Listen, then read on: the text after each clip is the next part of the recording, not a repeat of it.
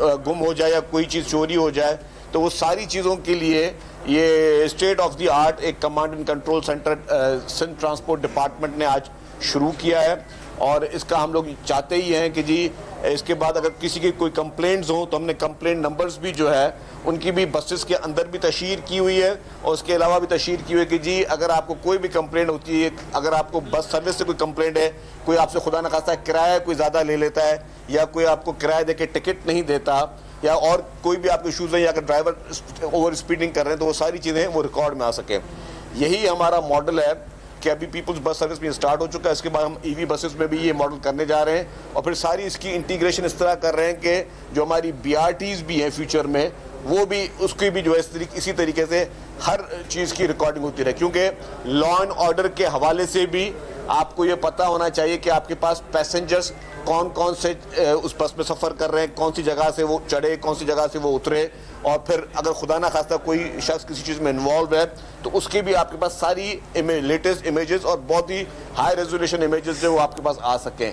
ये इससे पहले जो है तरक्की याफ्ता जो ममालिक हैं उनमें इस तरह की टेक्नोलॉजी शुरू होती है, तो हमारे मुल्क में भी और सिंध सूबा जो है वो उस चीज़ को कर रहा है कि हमारे पास भी तमाम लोगों की एक तरीके से आप समझें कि जियो फेंसिंग भी जो है जो उस बसेस में सफ़र कर रहे हैं वो उसमें उसको मुहैया कर रहे हैं। इसके बाद इससे पहले हमने जिस तरह शुरू किया था ऑटोमेटेड फेयर कलेक्शन सिस्टम, वो भी स्टेट ऑफ द आर्ट पूरे पाकिस्तान में पहली दफ़ा यह सिस्टम था कि आपने कार्ड्स ख़रीदने हैं, आपने कार्ड टॉपअप करने हैं और उसी कार्ड में आपने पैसे अपने आप जितने भी डालना चाहें डालें और उससे आप बस का सफ़र कर सकें। फिर उसके बाद वही कार्ड, इसके जो स्टेट ऑफ द आर्ट में इसलिए कह रहा हूँ कि वो आप एज ए ATM भी यूज़ कर सकते हैं। लेट सपोज आपने 5,000 रुपये डाल दिए उस कार्ड में, कार्ड खरीद के टॉपअप कर दिए, आपने बस का सफ़र भी किया, लेकिन कभी आपको पैसों की ज़रूरत है तो वो कार्ड जो है वो तमाम ATMs में काम करेगा, उससे आप अपना कैश विड्रॉल भी कर सकते हैं। तो जिसको प्लास्टिक मनी वाला जो हम लोग कॉन्सेप्ट कहते हैं वो भी हमने उस पर इससे पहले हम लोग ला चुके हैं।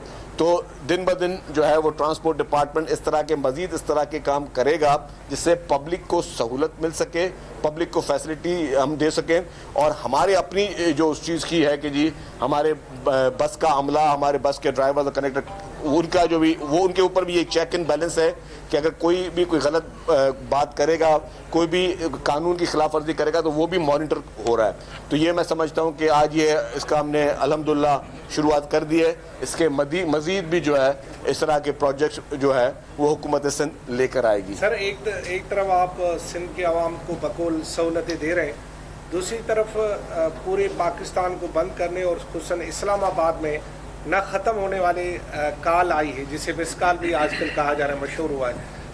बानी PTI ने 24 तारीख को तमाम पाकिस्तानियों को कहा कि इस्लामाबाद पहुँचे और जब तक मुतालबात पूरे न हो वापस घरों को न जाए, और 3 टप्पड़ भी अपने सारे सामान भी लेकर आए। देखिए जी, ये वही टोला है जिसका मकसद ये है कि पाकिस्तान में अनारकी फैलाई जाए।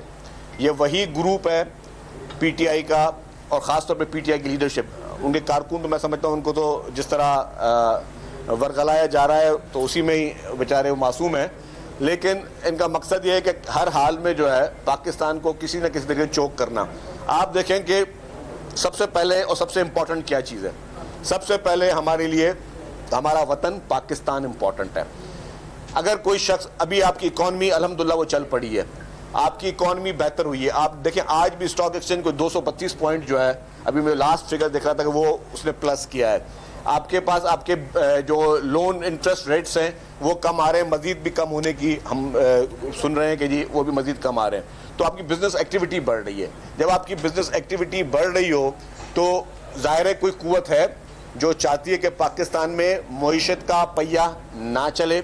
जिन लोगों ने 3.5 साल हुकूमत की थी और उन्होंने इस मुल्क में कोई एक भी काम नहीं किया था, वो चाहते हैं इस तरह की चीज़ें। अभी तो मैंने एक और चीज़ सुनी है कि जी वो जो उनकी हैं बुशरा बीबी साहिबा नहायत ही काबिल एहतराम, उनके भी कोई बयानात और उनकी भी कोई इस तरह की चीज़ आई है कि वो खातून साहिबा फरमाती हैं कि हर शख्स जो है वो 5-5 हज़ार आदमी लेकर इस्लामाबाद की तरफ यलगार करे, और जिसने अगर वो 5,000 आदमी नहीं लेके आया अगली दफ़ा उसको इलेक्शन का टिकट भी नहीं दिया जाएगा।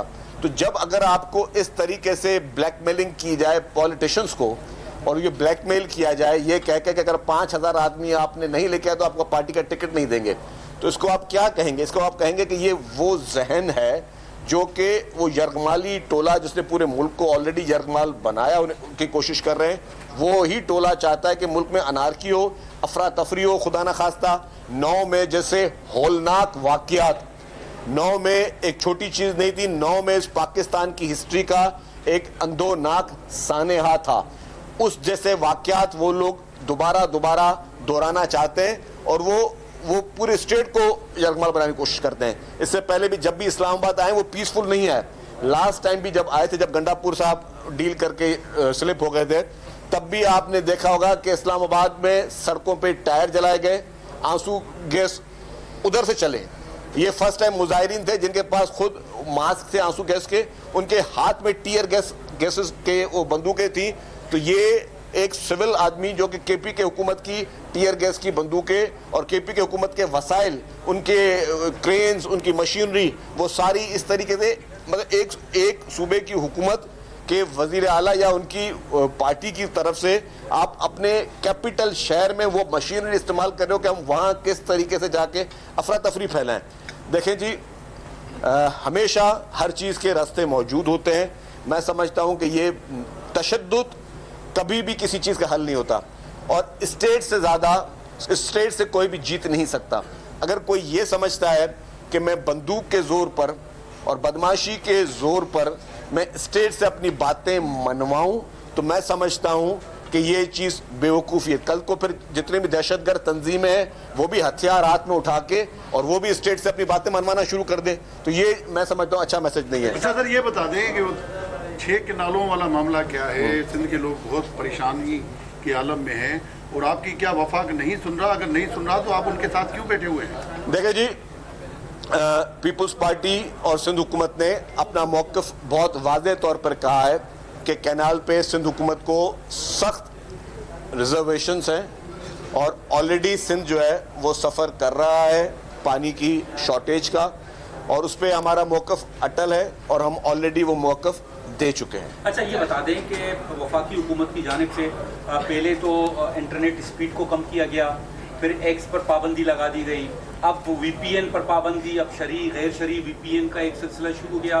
क्या कुरून वस्ता की तरफ ले जा रहे हैं हमें ये वफाकी हुकूमत? इस देखिए जी, हम चाहते हैं कि हमारा मुल्क दिन ब दिन तरक्की करे, हमारे मुल्क के नौजवानों को अच्छे टूल्स मिलें, हमारे मुल्क के नौजवानों को अच्छे तरीके से आईटी में आगे जो है वो लेकर चलें।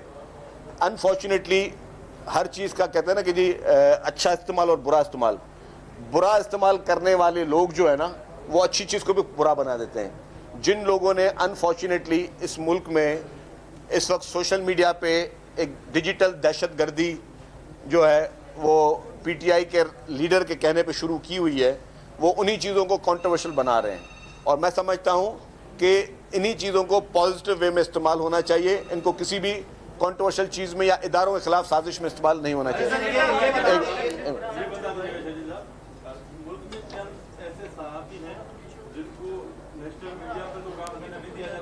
सोशल मीडिया प्लेटफॉर्म के जरिए वो अपनी आवाज़ या दुरुस्त अंदाज में पेश कर रहे हैं, जैसे रफ्तार एक प्लेटफॉर्म है, लेकिन एफआईए समेत दीगर इदारे उन्हें हरासा कर रहे हैं, उनके डायरेक्टर न्यूज़ हों फरहान मलिक या दीगर को।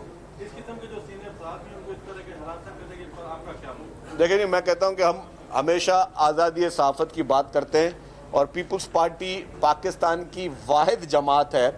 जब भी पीपल्स पार्टी इक़्तिदार में रही है, बदतरीन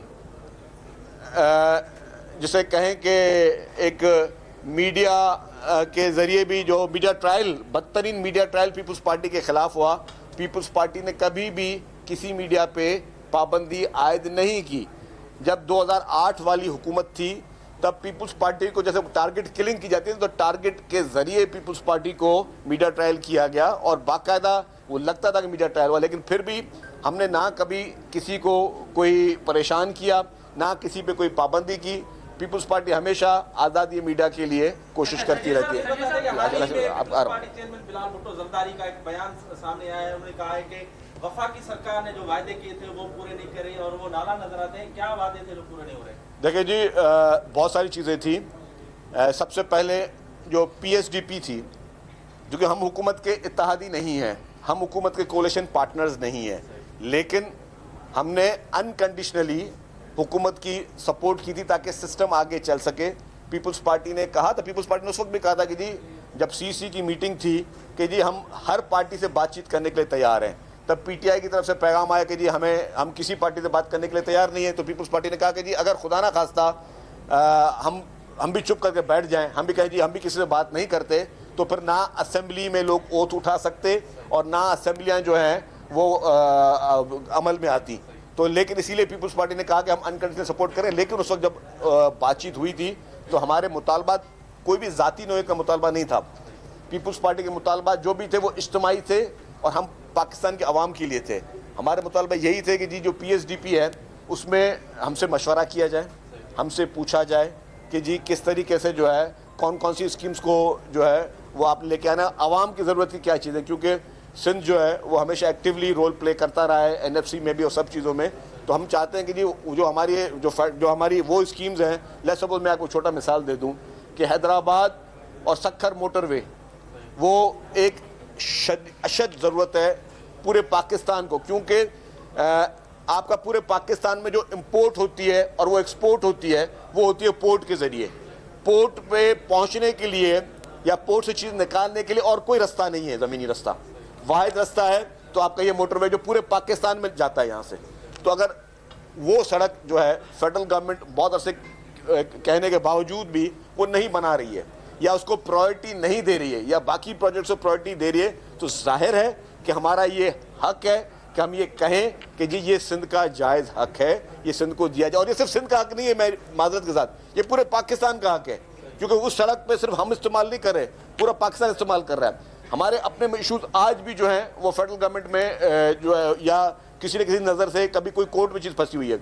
हमारा जो सेस है, जो कि एक सेस हमारा जमा होता है, और सेस इसलिए जमा होता है कि जब आपका इंफ्रास्ट्रक्चर पूरा यूज़ हो रहा होता है, वो कोई 120 अरब रुपए सुप्रीम कोर्ट में जो है वो स्टे ऑर्डर के जरिए जो अभी तक फंसे हुए हैं, अगर वो 120 अरब रुपए आ जाए तो हम ही बहुत सारे प्रोजेक्ट शुरू कर सकते हैं। तो हम तो अपनी जायज़ चीज़ों के लिए वफाक से हम बात कर रहे हैं और हमने यही कहा है कि जी हमें जो हमसे बातें हुई हैं या जो हमारा जायज़ हक है वो हमें दिए जाए।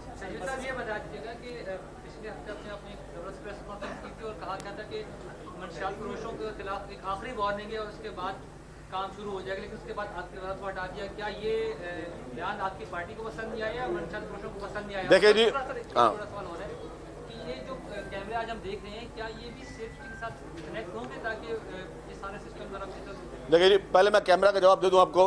कैमराज जो ये हैं, ये कैमराज अभी तो ट्रांसपोर्ट डिपार्टमेंट में मॉनिटरिंग चल रही है, लेकिन जब सेफ सिटी पूरा कंप्लीट हो जाएगा तो हमें कोई एतराज़ नहीं है कि इसकी पूरी फुटेजेस जो है वो सेफ सिटी वालों के पास भी जाएं ताकि सेंट्रलाइज चीज़ें हों और ज़्यादा आसान हो। जहाँ तक आपका मंशियात वाली बात थी, देखें जी, हुकूमत सिंध, मैंने अगर मंशियात के ख़िलाफ़ एक्शन उठाया था तो अपने पार्टी की लीडरशिप के ब्लेसिंग पे उठाया था। प्रेसिडेंट आसिफ अली जरदारी साहब, मोहतरमा फरियाल तालपुर साहब और खास तौर पर चेयरमैन बिलावल भुट्टो जरदारी साहब बहुत टची हैं कि ये मंशियात का खात्मा हो, और शख्सियात के बदलने से हुकूमत की पॉलिसीज़ नहीं बदलती हैं। जो नए मिनिस्टर साहब हैं वो भी उसी पॉलिसी को लेकर चलेंगे, वो भी उसी तरीके से जिस तरह मंशियात के ख़िलाफ़ हम एक्शन हमने शुरू किया था वो उस एक्शन को जारी रखेंगे। और ये जितने भी हमारे एक्शन हैं ये अवाम की भलाई के लिए हैं, ये कोई ज़ाती फ़ायदे के लिए नहीं है। अल्हम्दुलिल्लाह हमने पहले भी गवर्नमेंट की रिट को वहाँ पे मनवाया है, अब भी हमारा एक्साइज एंड नार्कोटिक्स डिपार्टमेंट जो है वो गवर्नमेंट की रिट को वो आगे अपनी मनवाएगा और जो पॉलिसीज़ हैं वो पॉलिसीज़ इंशाअल्लाह ताला जारी रहेंगी। सर ये बता देगा कि बिलावल साहब की जानिब से जो तहफ़्फ़ुज़ात का इज़हार किया गया था वफाकी हुकूमत से, क्या उसके बाद वफाकी हुकूमत से की जानिब से कोई रब्ता किया गया बिलावल साहब से? क्योंकि गुज़िश्ता रोज़ एक बयान TV पे चल रहा था कि वज़ीर आज़म साहब ने अहकाम जारी किए कि बिलावल साहब से जो भी उनके बातें हैं और जो मसाइल हैं उनको दूर किया जाए। देखिए जी, मुझे ऑनेस्टली स्पीकिंग मुझे इसका इल्म नहीं है, मैं खामखे अपने आप को अकल कुल दे के कोई बयान दे दूँ, मेरे इल्म में नहीं है। हो सकता है हो भी किया भी हो। और हमारी देखें, हम जो भी बात करते हैं हम लोग कोई वो लकीर खींच के नहीं करते, हम पॉलिटिकल आदमी हैं, हम पॉलिटिकल बातचीत पे यकीन रखते हैं। हम आज भी चाहते हैं कि जी वफाकी हुकूमत जो है वो मजबूत रहे और वफाकी हुकूमत जो भी वादे जो उनके हैं वो भी पूरे करे और आवाम की भलाई के लिए काम करे। हमें किसी से कोई पर्सनैलिटी क्लैश या कोई इस तरह की चीज़ नहीं है।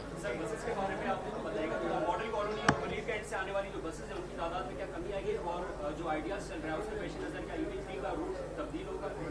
देखिए जी, कुछ ज़ाहिर है एक हमारे मुल्क में एक बहुत ही अहम इवेंट इस वक्त कराची में चल रहा है आइडियाज़ का, और बहुत कामयाबी के साथ चल रहा है, और इंशाअल्लाह ताला इससे भी पाकिस्तान की एक्सपोर्ट्स को फ़ायदा होगा।